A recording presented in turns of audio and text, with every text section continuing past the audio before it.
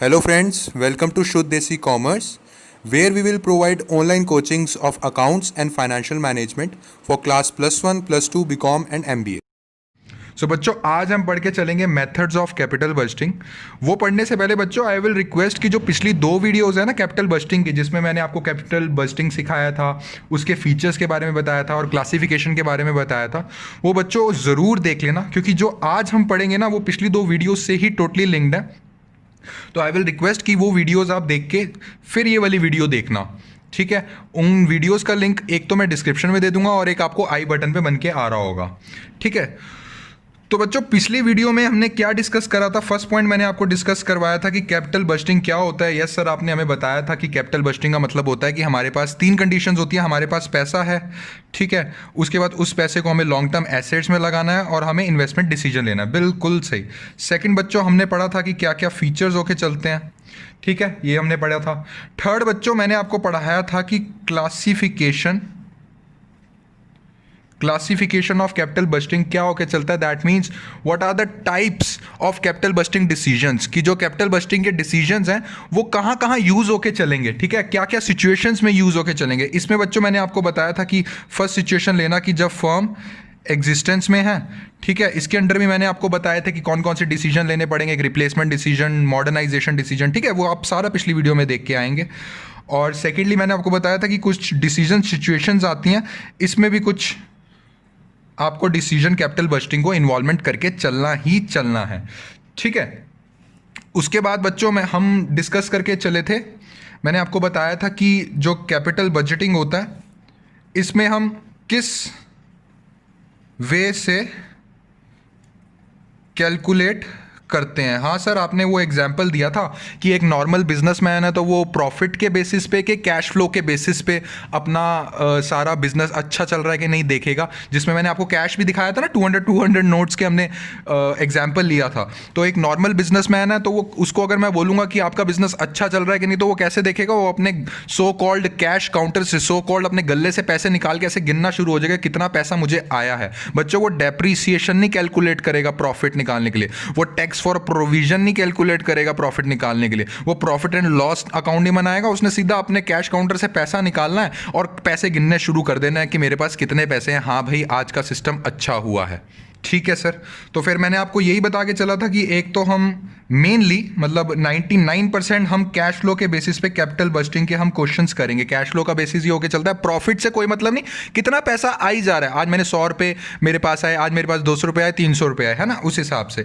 और दूसरा मैंने आपको बताया था कि एक प्रॉफिट के बेसिस पे होता है, और ये जो प्रॉफिट के बेसिस पे होता है ये एक तरह से एक्सेप्शन है to capital budgeting. Capital budgeting हमेशा अपने कैश फ्लो के बेसिस पे लेके चलनी है, ठीक है। और जो प्रॉफिट है ये एक्सेप्शन है, और इसमें सिर्फ एक ही मेथड इंक्लूड होता है जिसको हम बोलते हैं आरआरआर, जिसको हम बोलते हैं average rate of return. Yes sir, ये आपने हमें समझा दिया था सारा। तभी बच्चों मैं बोल रहा हूँ कि आप पिछली वीडियो ज़रूर देख के आना, तभी आपको ये आगे जो हम पढ़ रहे हैं वो समझ में आएगा, ठीक है। उसके बाद बच्चों मैंने एक चीज़ बनवाई थी जो मेन इस वीडियो में हम सीख के चलेंगे। सर क्या? हाँ सर, आपने वो टेक्निक्स बनवाई थी, उसका पूरा चार्ट बनवाया था। बिल्कुल, वो मैं एक और बार ड्रॉ कर रहा हूँ आपके आगे। मैंने आपको ये बोला था। हाँ, इससे पहले बच्चों एक और चीज़ हमने डिस्कस करी थी, डिस्काउंटिंग फैक्टर, है ना। इसमें मैंने आपको क्या बोला था कि क्या आज जो 1 रुपये की वैल्यू है, क्या 1 साल बाद वो 1 रुपये की वैल्यू रहेगी? आप सब ने बोला था सर नहीं रहेगी, उसकी वैल्यू थोड़ी 0.98 0.99 थोड़ी कम होएगी। इसका मैंने एग्जाम्पल दिया था कि आपके पेरेंट्स यूज टू से कि पहले के ज़माने में हम 1 रुपये से बहुत सारी चीज़ें खरीद लेते थे, बट क्या आज के ज़माने में उस 1 रुपये से चीज़ें कुछ आती हैं? आपने बोला था नहीं आती। इसका रीज़न क्या था बच्चों? क्योंकि आजकल उस 1 रुपये की, आजकल उस 100 रुपये की वैल्यू नहीं रही। अब अगले साल आज जो 100 रुपये की वैल्यू है, क्या अगले साल वो 100 रुपये रहेगी? नहीं सर, वो 100 रुपये नहीं रहेगी, उसकी वैल्यू थोड़ी कम हो जाएगी। इसका सीधा सीधा एग्जाम्पल यही था कि 100 रुपये से जो आज मैं चीज़ खरीद रहा हूँ, क्या वही चीज़ उसकी वैल्यू 1 साल बाद 100 रुपये से खरीद पाऊंगा वही चीज़ मैं? आपने बोला था नहीं सर। बच्चों ये जो डिस्काउंटिंग फैक्टर वाला है ना, इसको हम थोड़ा और अच्छे से पढ़ के चलेंगे आगे आने वाली वीडियोज़ में जब इसके मेथड्स आएंगे, ठीक है। तो ये डिस्काउंटिंग फैक्टर आपको क्लियर हो गया था ऊपर से। फिर मैंने आपको बताया था कि कौन कौन से टेक्निक्स, कौन कौन से मेथड्स हैं कैपिटल बजटिंग को कैलकुलेट करने के लिए, ठीक है। फर्स्ट मेथड तो मैंने आपको बताया था जो टाइम के हिसाब से नहीं चलते, जो पुराने ज़माने के हैं, जो डिस्काउंटिंग फैक्टर को नहीं इनटू कंसिडरेशन लेते।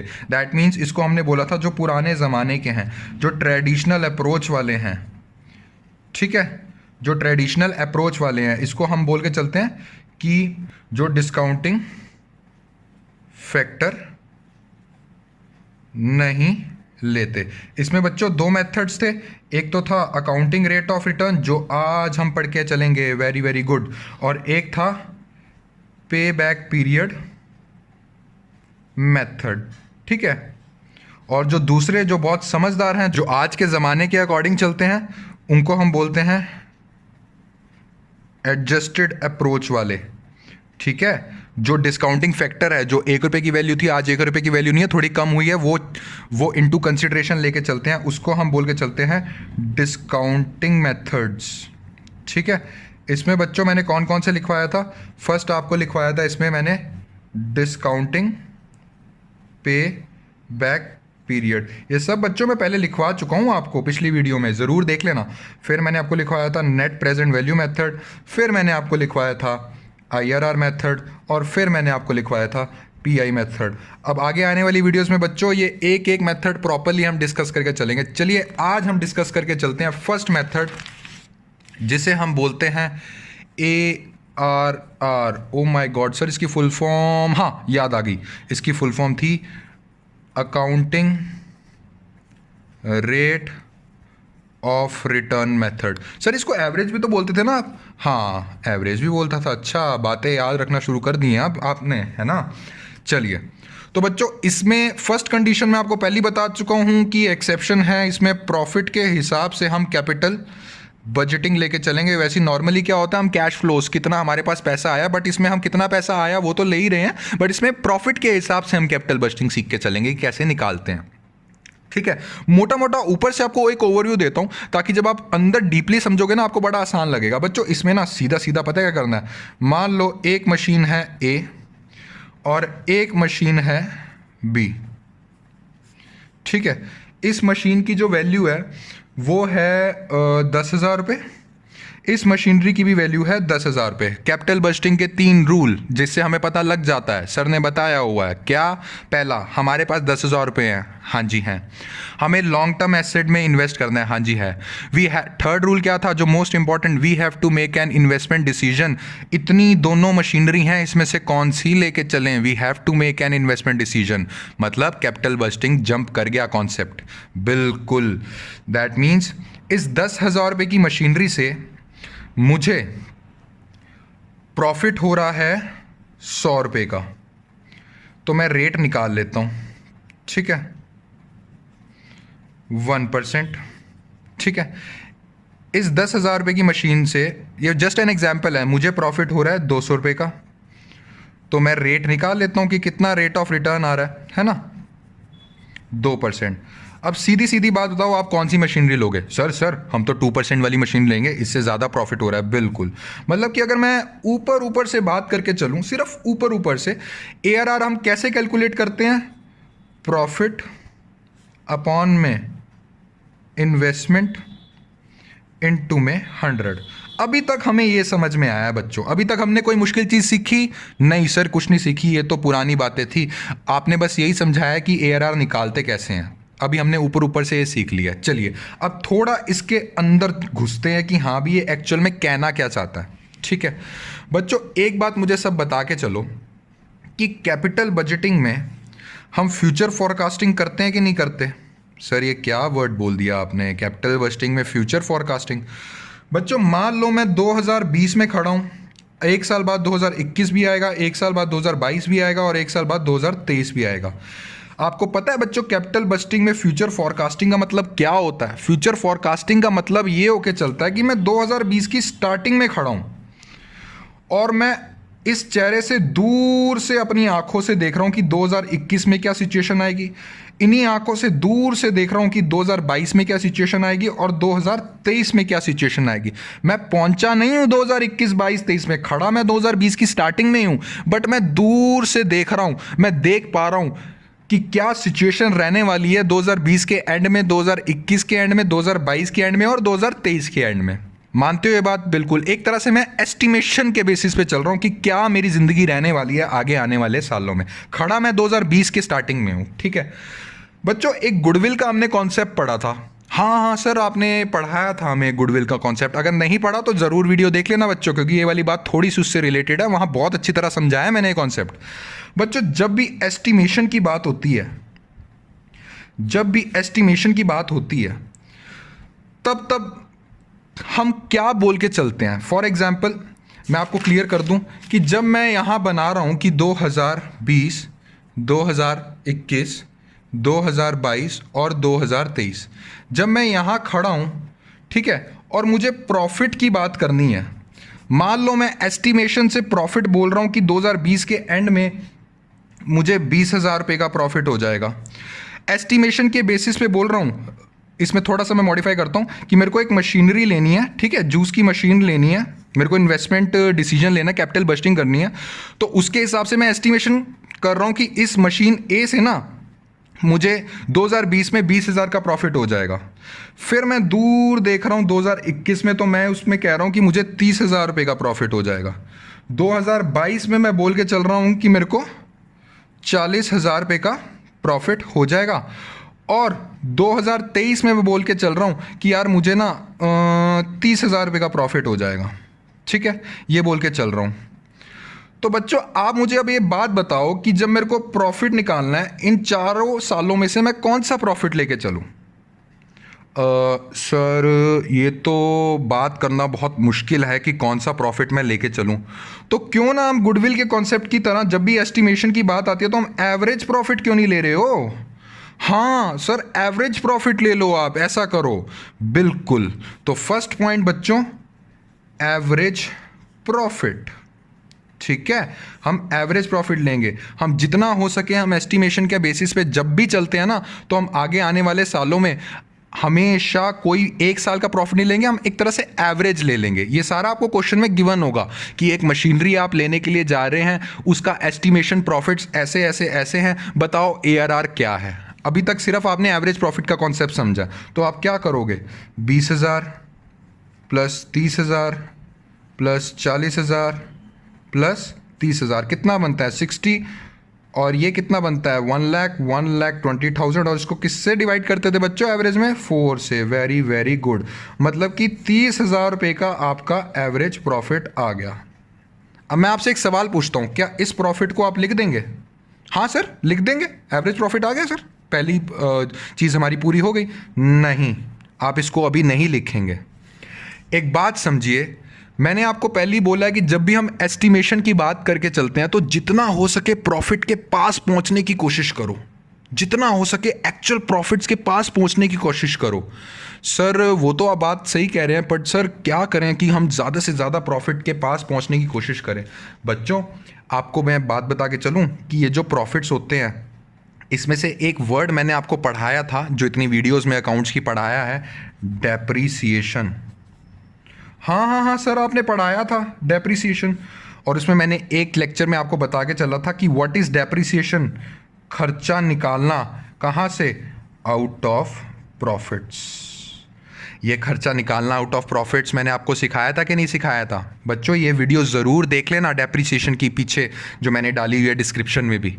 इसमें मैंने पूरा लॉजिक समझाया कि डेप्रिसिएशन को हम खर्चा क्यों बोलते हैं। हालांकि मैंने ये भी सिखाया था कि ये नॉन कैश आउटफ्लो है, कि कंपनी से बाहर नहीं जाता डेप्रिसिएशन का पैसा, कंपनी में ही एक जगह से हम दूसरी जगह आउट ऑफ प्रॉफिट्स निकालते, दूसरे बैग में हम रख देते हैं। बट बच्चों, खर्चा तो है ना। और हमने अभी क्या डिस्कस करा है कि जितना हो सके प्रॉफिट्स के पास पहुंचने की कोशिश करो, एक्चुअल प्रॉफिट्स निकालने की कोशिश करो, खर्चे माइनस करो। फर्स्ट खर्चा बच्चों डेप्रिसिएशन हमें माइनस करना ही करना है। इसमें मैं आपको एक चीज लिखवा दूं कि if question is silent regarding depreciation, then it means depreciation already minus कर दिया है। दैट मीन्स अगर क्वेश्चन में कुछ भी नहीं बोला हुआ ना कि डेप्रीसिएशन, कुछ भी नहीं मतलब बोला हुआ, दैट मीन्स ये जो आपको प्रॉफिट्स दिए हुए हैं ना, इसमें से ऑलरेडी डेप्रीसिएशन माइनस कर दिया है, उसमें फिर आपको कुछ नहीं करना। अगर क्वेश्चन में लिखा है कि depreciation is needed to be charged और मुझे एवरेज प्रॉफिट निकालना है, और एवरेज प्रॉफिट मैं ये चाहता हूँ ज़्यादा से ज़्यादा ट्रू प्रॉफिट्स निकले, तो बच्चों उसमें से आपको माइनस करके चलना होगा। अब बच्चों मुझे सेकंड चीज़ बताओ कि जब प्रॉफिट्स निकलते हैं उस पे हम क्या देते हैं। सर जब प्रॉफिट्स निकलते हैं सर उस पे हम टैक्स दे के चलते हैं, कंपनी वाले कॉर्पोरेट टैक्स दे के चलते हैं। बिल्कुल सही। और हमारे दिमाग में क्या चल रहा है, जितना हो सके प्रॉफिट्स के पास पहुंचो। दैट मीन्स उसमें से हमें टैक्स भी माइनस करने पड़ेंगे। बच्चों घबराना नहीं है, सब क्वेश्चन में गिवन होगा। जब आप क्वेश्चन करेंगे ना बिल्कुल आसान होगा। दैट मीन्स आपको क्वेश्चन में ऐसे गिवन होगा कि 2020, 2021, 2022 एंड 2023 हम एक इन्वेस्टमेंट करने जा रहे हैं मशीनरी में, कितने की, 1 लाख रुपए की। Various machines are there, various machines, machine A है, मशीन बी है, मशीन सी है। तो मशीन ए का एस्टिमेशन जब आप निकालने जाएंगे, मशीन ए में आप क्या बोलेंगे जब आप एवरेज प्रॉफिट निकालने जाएंगे, ठीक है। ये आपको गिवन होगा कि इतना 2020 का प्रॉफिट है, इतना 2021 का, इतना 2022 का और इतना 2023 का। फर्स्ट वर्क आपको क्या करना है बच्चों, जब बोला होगा कि depreciation is needed to be charged, हाँ सर जितना हो सके प्रॉफिट के पास पहुंचने की कोशिश करेंगे। बच्चों डेप्रीसिएशन माइनस कर देंगे, ठीक है। अब क्या ये वाला जो प्रॉफिट आया इसको मैं बोल सकता हूं कि प्रॉफिट आफ्टर डेप्रीसिएशन। हाँ सर डेप्रीसिएशन का चार्ज करने के बाद प्रॉफिट है तो आप इसको बोल सकते हो। बच्चों क्या मैं इसको एक और चीज़ बोल सकता हूं, प्रॉफिट बिफोर टैक्स। हाँ सर टैक्स करने से पहले वाला प्रॉफिट है, इसको आप बोल सकते हो। इसमें से बच्चों हम माइनस करेंगे टैक्स, ठीक है। इसमें से हम माइनस करेंगे टैक्स। ये वाला जो आपका प्रॉफिट आएगा ना, ये वाला, ठीक है, टैक्स, डेप्रीसिएशन और टैक्स करने के बाद जो आपका प्रॉफिट आएगा, इसको हम बोल के चलेंगे कि हाँ हम प्रॉफिट्स, हम एक्चुअल प्रॉफिट्स के पास पहुंच गए हैं, ठीक है। सो एवरेज प्रॉफिट्स कैसे निकालते थे, एवरेज प्रॉफिट, ये सब बच्चे मेरे साथ ये वाला पॉइंट लिखेंगे, profit of respective year after charging depreciation and tax from it, ठीक है, अपॉन में नंबर ऑफ ईयर्स। मेरे को पूरा बिलीव है बच्चों आपको एवरेज प्रॉफिट्स निकालने तो आ गए। एवरेज प्रॉफिट तो पहले भी निकालते थे, बट अब एवरेज प्रॉफिट निकालने में जो रिस्पेक्टिव प्रॉफिट्स है उसमें से डेप्रीसिएशन और टैक्स बच्चों माइनस करना ही पड़ेगा, ताकि जितना हो सके एक्चुअल प्रॉफिट्स के पास पहुंचने की हम कोशिश करें, ठीक है। तो एक बात तो हमें क्लियर हो गई है कि एवरेज प्रॉफिट हमने कैसे निकालना है और एवरेज प्रॉफिट का मतलब क्या है, ठीक है। तो सर एक चीज़ तो हमें क्लियर हो गई है कि average rate of return method में जब हम कैपिटल बजटिंग निकाल के चलेंगे, ठीक है, कैपिटल बजटिंग हम average rate of return method से निकाल के चलेंगे, तो सर क्या एवरेज प्रॉफिट अपॉन में इन्वेस्टमेंट्स इनटू में 100, सर ये फॉर्मूला हो गया ना, है ना। बच्चों आप खुद बताओ कुछ इसमें गलत लग रहा है आपको?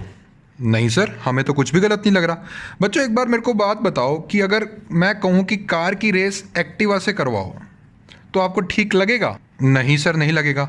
बच्चों अगर मैं कहूँ कि क्रिकेट का कंपैरिजन फुटबॉल से करो तो आपको सही लगेगा? उसमें अलग चीज़ें हैं, उसमें अलग चीज़ें नहीं।